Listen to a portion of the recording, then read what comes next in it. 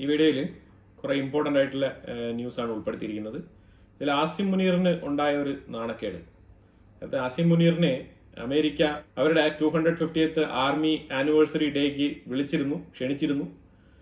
പക്ഷേ അവസാന നിമിഷം അവർ കാലുവാരി. അപ്പോൾ അതുകൊണ്ടുണ്ടായ ഒരു നാണക്കേട് ചെറുതൊന്നുമില്ല. പക്ഷെ എന്നാലും അതിനെയൊക്കെ തരണം ചെയ്യുന്ന രീതിയിൽ ആസിം മുനീർ പല ഡയലോഗുകളൊക്കെ അടിച്ചുകൊണ്ട് പാകിസ്ഥാൻ മൊത്തം ആസിം മുനീറിന്റെ ഹോർഡിങ്സ് ആണല്ലോ. ഒരുപാട് ബിൽ ബോർഡുകളാണ് അവിടെ നിരന്ന് നിൽക്കുന്നത്. അതായത് ഇന്ത്യയുമായിട്ട് നടത്തിയ ഓപ്പറേഷനിൽ കിട്ടിയ ഒരു സക്സസ്, വിജയ നായകൻ എന്നുള്ള നിലയിലാണ് ആൾക്കാർ ഇതുവരെ കണ്ടിരുന്നത്. അപ്പൊ ഇപ്പോൾ ഉണ്ടായ ഒരു നാണക്കേട് എന്ന് പറഞ്ഞാൽ അമേരിക്ക ക്ഷണിച്ചിട്ട് വീണ്ടും അതിനെ നിരസിച്ചത് ഒരു വല്ലാത്ത അപമാനമായി തീർന്നിരിക്കുകയാണ് പുള്ളിക്ക്. 14-ാം തീയതി രാത്രി തിരുവനന്തപുരം എയർപോർട്ടിൽ F-35 5th generation compact aircraft അവിടെ ലാൻഡ് ആയിട്ടുണ്ട്. അപ്പൊ ഈ ഒരു ഫൈറ്റർ ജെറ്റ് ബ്രിട്ടീഷിന് സ്വന്തമായിട്ടുള്ള ഒരു ഫൈറ്റർ ജെറ്റ് ആണ്. UK-യുടെ HMS പ്രിൻസസ് ഓഫ് വെയിൽസ് എന്ന് പറഞ്ഞ ആ ഒരു എയർക്രാഫ്റ്റ് കാരിയറിൽ നിന്നാണ് ഈ F-35 ഫൈറ്റർ ജെറ്റ് തിരുവനന്തപുരത്ത് വന്ന് ലാൻഡ് ആയിരിക്കുന്നത്. കാരണം വേറെ ഒന്നുമില്ല, പരീക്ഷണ പറക്കൽ നടത്തിയതിന്റെ ഇടയിൽ ഇന്ധനം തീർന്നു പോയതുകൊണ്ട് തിരിച്ച് എയർക്രാഫ്റ്റ് കരിയറിലേക്ക്, ആ ഒരു കരിയർ ഫ്ലീറ്റിലേക്ക് എത്താൻ പറ്റിയില്ല. അതാണ് സംഭവിച്ചത്. അത് സംഭവിച്ചതിന്റെ ഭാഗമായിട്ട് ഒരു F-35 5th ജനറേഷന്റെ സ്റ്റെൽത്ത് ഫൈറ്റർ ജെറ്റ് തിരുവനന്തപുരം എയർപോർട്ടിൽ ലാൻഡ് ചെയ്തു. അവിടെ നിന്ന് റീഫ്യൂവലിംഗ് കാര്യങ്ങളൊക്കെ കഴിഞ്ഞ് തിരിച്ച് എയർക്രാഫ്റ്റ് കരിയറിലേക്ക് തന്നെ പോയിട്ടുണ്ട്. അപ്പോൾ ഒരു ദിവസം ഈ F-35 ഇന്ത്യയിൽ തിരുവനന്തപുരം എയർപോർട്ടിൽ ഉണ്ടായിരുന്നു എന്നുള്ള വാർത്തയാണ് നമുക്ക് വായിക്കാൻ കഴിഞ്ഞത്. കുഷിനഗർ ലോഞ്ച് പാഡ്, ഇത് പുതിയൊരു ലോഞ്ച് പാഡാണ്. ഇത് പബ്ലിക് പ്രൈവറ്റ് പാർട്ട്ണർഷിപ്പ് PPP വരുന്ന ഒരു കമ്പനിയാണ്.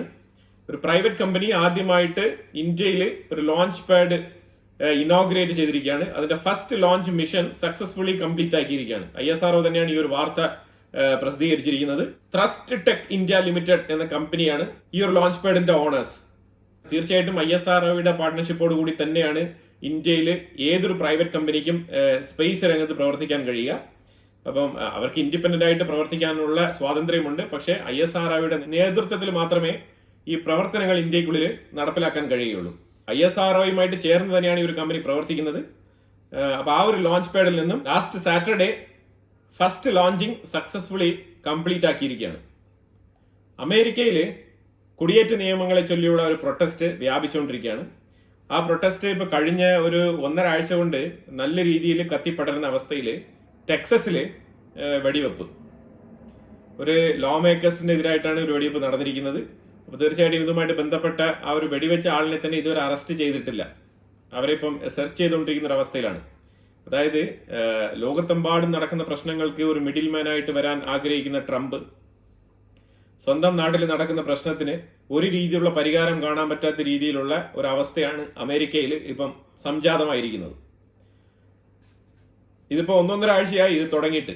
ട്രംപ് കഷ്ടപ്പെട്ട് ചൈനയുമായിട്ടൊക്കെ സംസാരിച്ച് ഷീ ജിൻപിങ്ങിന്റെ കാലൊക്കെ പിടിച്ച് ട്രേഡുമായിട്ടും താരിഫുമായിട്ടൊക്കെ ബന്ധപ്പെട്ട് പല രീതിയിലുള്ള നെഗോസിയേഷൻസ് നടത്തി മുന്നോട്ട് പോകുന്ന സാഹചര്യത്തിലാണ് ഇസ്രായേൽ നീറ്റായിട്ട് ബോംബ് എടുത്തുകൊണ്ട് ഇറാന്റെ മേളിലിട്ടത്. അതോടുകൂടി സ്റ്റോക്ക് മാർക്കറ്റ് മൊത്തം നല്ല രീതിയിലുള്ള ഇടിവ് രേഖപ്പെടുത്തിക്കൊണ്ടിരിക്കുകയാണ്. അതാണ് ഇപ്പോഴത്തെ അവസ്ഥ. ഗോൾഡ് വില കുതിച്ചുയരുന്നു, അതുപോലെ ഓയിൽ പ്രൈസ് കൂടുന്നുണ്ട്. ഓയിൽ പ്രൈസ് 10% കൂടുതലാണ് ഇപ്പം. അത് വീണ്ടും കൂടാനുള്ള സാധ്യതയുണ്ട്. കാരണം ഇറാൻ ഗൾഫ് ഓഫ് ഹോർമോസ് എന്ന് പറയുന്ന ആ ഒരു ഹോർമോസ് കടലിടുക്ക് അവിടെ റെസ്ട്രിക്ഷൻസ് കൊണ്ടുവരാനുള്ള സാധ്യത വളരെ കൂടുതലാണ്. മിനിഞ്ഞാന്ന് തന്നെ ഇറാൻ ഭാഗികമായിട്ട് അവിടെ റെസ്ട്രിക്ഷൻസ് കൊണ്ടുവന്നിട്ടുണ്ട്. അതായത് അവർക്ക് താല്പര്യമുള്ള, അവർക്ക് ഐഡന്റിഫൈ ചെയ്യാൻ പറ്റുന്ന രീതിയിലുള്ള ഷിപ്മെന്റ്സുകൾ മാത്രമാണ് ഇപ്പം അനുവദിച്ചുകൊണ്ടിരിക്കുന്നത് ആ റൂട്ടിൽ. അപ്പൊ അത് പൂർണ്ണമായിട്ടും നിർത്താനുള്ള സാഹചര്യത്തിലേക്ക് ഇപ്പോഴത്തെ നിലവിലുള്ള ഒരു അന്തരീക്ഷം അങ്ങനെയാണ് മാറി വരുന്നത്. അങ്ങനെ അഥവാ ആ ഒരു പോയിന്റിൽ ഇറാൻ എല്ലാ ഷിപ്മെന്റുകളെയും അവിടെ തടയുന്നു, ഇനി അവിടെ അത് ഉപയോഗിക്കാൻ പാടില്ല, സ്ട്രൈറ്റ് ഓഫ് ഹോർമോസ് ഇനി ഉപയോഗിക്കാൻ പാടില്ല എന്ന് പറയുന്നെങ്കിൽ ഓയിൽ പ്രൈസ് വീണ്ടും ഉയർന്നു പോകാനുള്ള സാധ്യതയുണ്ട്. അതിനോടൊപ്പം തന്നെ ഗോൾഡ് പ്രൈസും ഉയരാനുള്ള സാധ്യതയുണ്ട്. കാരണം ഗോൾഡ് പ്രൈസ് അമേരിക്കയിൽ ചെറിയ രീതിയിൽ ഇൻട്രസ്റ്റിൽ വേരിയേഷൻസ് ഉണ്ടായാൽ പോലും ഗോൾഡ് പ്രൈസ് ഉയരും. അത് വളരെ വളരെ ഇമ്പോർട്ടന്റ് ആണ്. തീർച്ചയായിട്ടും ഇപ്പൊ ഈ ഒരു യുദ്ധസമാനമായ സാഹചര്യം ഇങ്ങനെ നിൽക്കുന്ന ഒരു സാഹചര്യത്തിൽ ഈ സ്വർണ്ണവില കൂടാനുള്ള സാധ്യത കൂടുന്നു. ട്രംപിന്റെ ബർത്ത്ഡേ, അതുപോലെ തന്നെ അമേരിക്കയുടെ 250ാമത്തെ ആർമി സെലിബ്രേഷൻ ഡേ, ഇത് രണ്ടും കഴിഞ്ഞു. ട്രംപിന്റെ ബർത്ത്ഡേയുമായിട്ട് ബന്ധപ്പെട്ട് നെതന്യാഹു വിഷ് ചെയ്തിട്ടുണ്ടായിരുന്നു.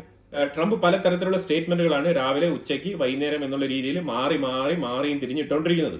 അപ്പൊ ഇതിനകത്ത് ഒരു വിഷയം വളരെ ശ്രദ്ധേയമായിട്ട് പറയേണ്ടത്, ഇന്ത്യയും കൂടെ ഇപ്പൊ ഇതിനകത്ത് കോർത്തു വിട്ടിട്ടുണ്ട്. ഇന്ത്യ ഇപ്പൊ എന്താണ് പറഞ്ഞിരിക്കുന്നത് പറഞ്ഞാല്, ഞാൻ ഇന്ത്യക്കും പാകിസ്ഥാനും ഇടയിൽ ഒരു ഡീൽ ഞാൻ സംസാരിച്ചിട്ടുണ്ടായിരുന്നു. അത് കേട്ടപാടെ ഇന്ത്യയും പാകിസ്ഥാനും ഒരു പീസ് ഡീലിലേക്ക് വന്നായിരുന്നു.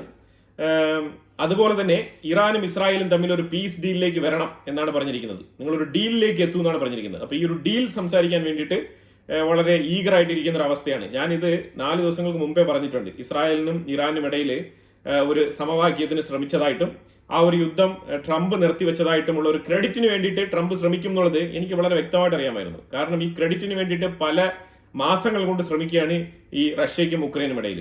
എന്നിട്ട് ഇതുവരെ അവിടെ ഒരു രീതിയിലുള്ള സൊല്യൂഷനും കൊണ്ടുവരാൻ കഴിഞ്ഞിട്ടില്ല. ട്രംപ് ഇടപെട്ടിട്ട് ഒരു യുദ്ധവും ഇതുവരെ നിന്നതായിട്ട് എന്റെ അറിവിലില്ല. നിങ്ങളുടെ അറിവിൽ ഏതെങ്കിലും യുദ്ധങ്ങൾ നിങ്ങൾക്ക് ഓർമ്മ വരുന്നുണ്ടെങ്കിൽ കമന്റ് ബോക്സിൽ രേഖപ്പെടുത്തുക. എവിടെ യുദ്ധം നടന്നാലും ട്രംപ് ഇടപെടും. എന്നിട്ട് ഞാനാണ് ഇത് നിർത്തിവെച്ചത്, ഞാനത് നിർത്തിവെക്കാൻ ശ്രമിക്കുന്നു എന്നൊക്കെ പറയും. രാവിലത്തെ ട്വീറ്റ് വേറെ, ഉച്ചയ്ക്ക് വേറെ ട്വീറ്റ്, വൈകുന്നേരം വേറെ ട്വീറ്റാണ്.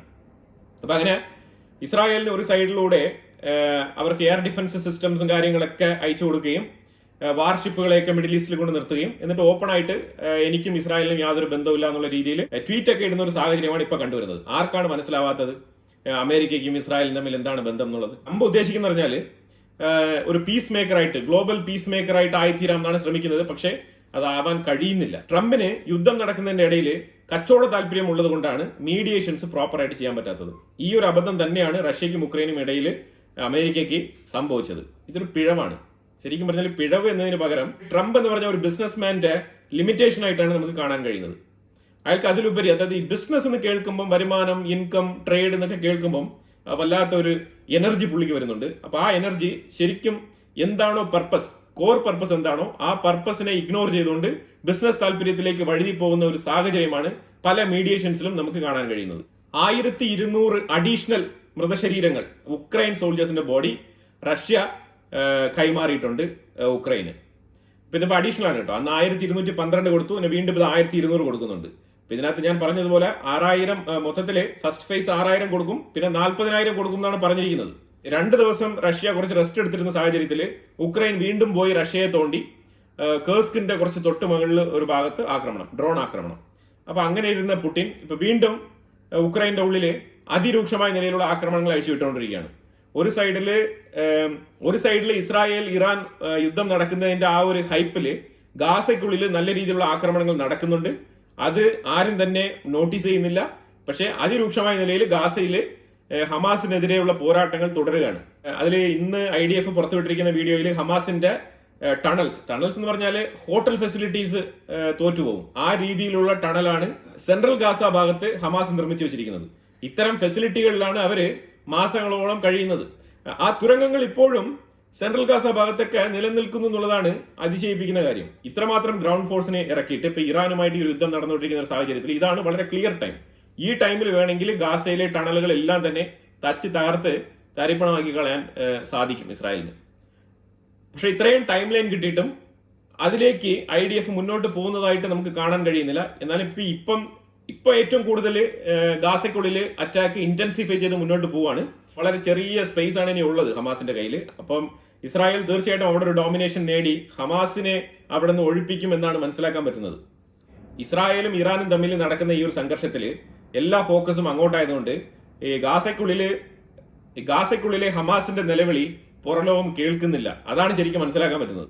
അതുപോലെ ഗൾഫ് രാജ്യങ്ങളിൽ സൗദി അറേബ്യ വാണിംഗ് കൊടുത്തിട്ടുണ്ട്. എയർപോർട്ട് അതോറിറ്റീസിനും അതുപോലെ ട്രാവലേഴ്സിനും ഒക്കെ ഇൻസ്ട്രക്ഷൻസ് കൊടുത്തിട്ടുണ്ട് സൗദി അറേബ്യ.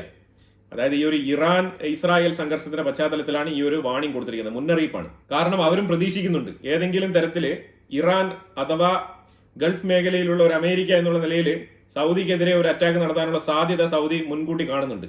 എന്തെല്ലാം തരത്തില് ഈ ഗാസയുടെ പേരും പറഞ്ഞ് ഫ്രണ്ട്ഷിപ്പ് അത് ഇതൊക്കെ പറഞ്ഞാലും സഹകരണം, മിലിറ്ററി സഹകരണം, മിലിറ്ററി ഡ്രില്ല്, നേവൽ പരേഡ് ഇതൊക്കെ നടത്തിയാലും ഒരു പോയിന്റിൽ എത്തുമ്പോഴത്തേക്കും ഈ രണ്ടുപേരും രണ്ട് സ്വഭാവം കാണിക്കും. അങ്ങനെ തന്നെയാണ് ഇറാനെ പേടിക്കുന്നു സൗദി അറേബ്യ.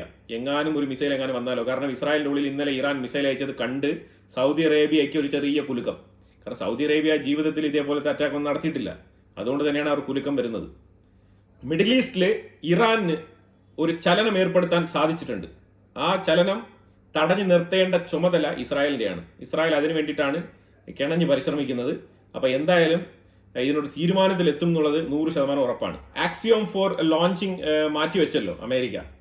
അപ്പൊ അങ്ങനെ അമേരിക്ക മാറ്റിവെച്ച ആ ഒരു പ്രോജക്റ്റില് ചെറിയൊരു ഡിഫക്റ്റ് അത് ഇന്ത്യ ചൂണ്ടിക്കാണിച്ചിട്ടുണ്ട്. ISRO എന്തുകൊണ്ടാണ് ഈ ഒരു ആക്സിയം 4 ഇങ്ങനെ തുടരെ ഇങ്ങനെ പോസ്റ്റ്പോണ്ട് ആയി പോകുന്നത്?